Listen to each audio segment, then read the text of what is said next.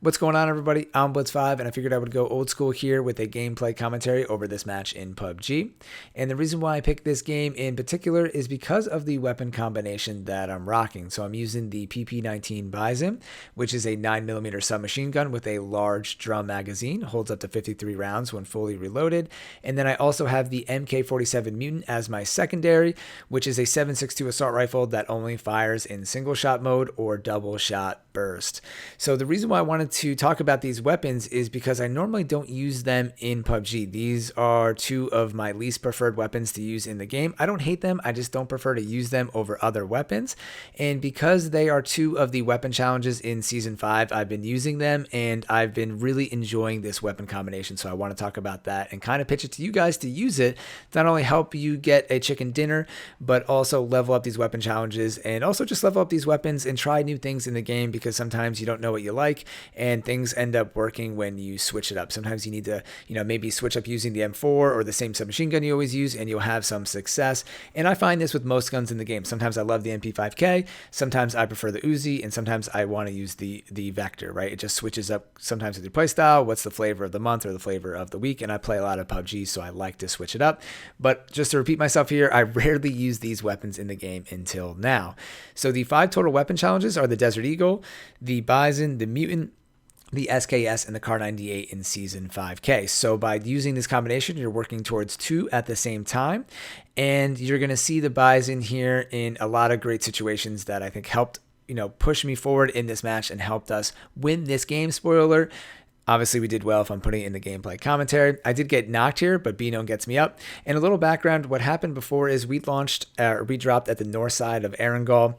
There was a roadblock, so we decided to look for a boat. We couldn't find one. We eventually found that jet ski and made our way over to the military base from the bottom of the map. And now we're running our way in. We took out that squad. I got knocked, but Bizon did get me up, and we're running in from the blue to try to finish up this match strong. So let me talk about why I didn't prefer to use these weapons in the past. We can talk about the negatives and then kind of go over the positives here as we run into some enemies, and you can see the benefit of having this weapon combination in the game. So the Bison, the reason why I don't like using this gun, I used to hate on 9mm for a long time because of the damage output of these guns.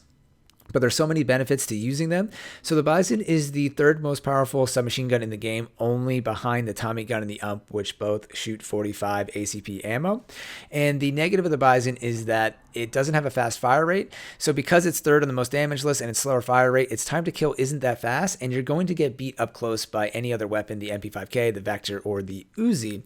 But that's considering if they hit all of their shots and don't need to reload. So the benefit of having the Bison is that you have such a large magazine that if you miss some of your shots, you can adjust and still take out an enemy or two. We're going to see an example of that in a second here.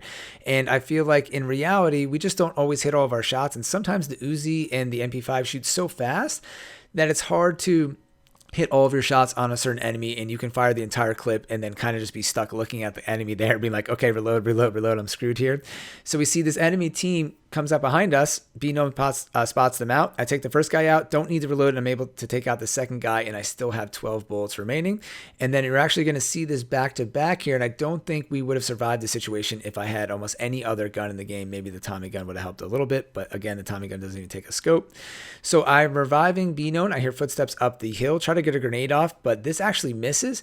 And check it out, I just hold down R with the Bison, not really worried about having to reload because of the clip. Take out the first guy, and then I use this peek over the hill to take out the duo partner there, and you can see the time to kill pretty slow. I didn't hit all of my shots there, but I was able to adjust and take out both of the enemies without having to reload, which ultimately saved the game for us and enabled us to push into the next zone.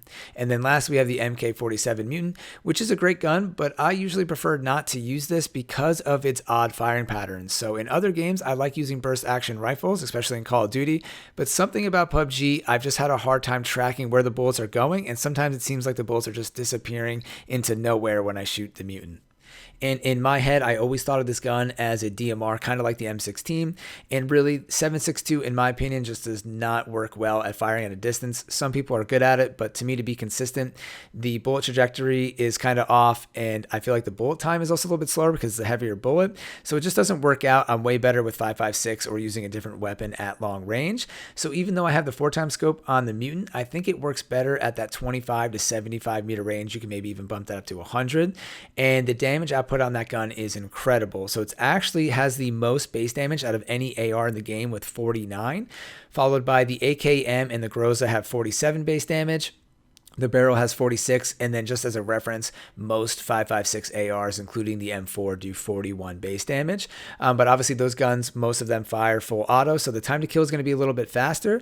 But the Mutant does the most damage per headshot, and even if the enemy is wearing a level 3 helmet, it only takes 2 hits to the head to take them out. So if you get an accurate burst fire on someone with a level 3 helmet, you're going to take them out faster than any other AR in the game that's not found in a crate. So it's just something to consider here, and that's why this makes this weapon combination really great. In most instances, you can use the Bison like I did. If you see someone running across a field or maybe peeking, you can pull out the Mutant with a 3x scope or a 4x scope, try to get a headshot, and kind of just instantly delete those enemies.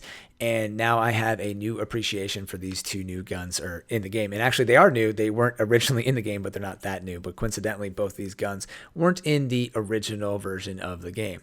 So I hope you guys will try this out, work towards your weapon challenges, and have fun using them. Hopefully, I don't run into you on the battlegrounds and get insta'd by the Mutant.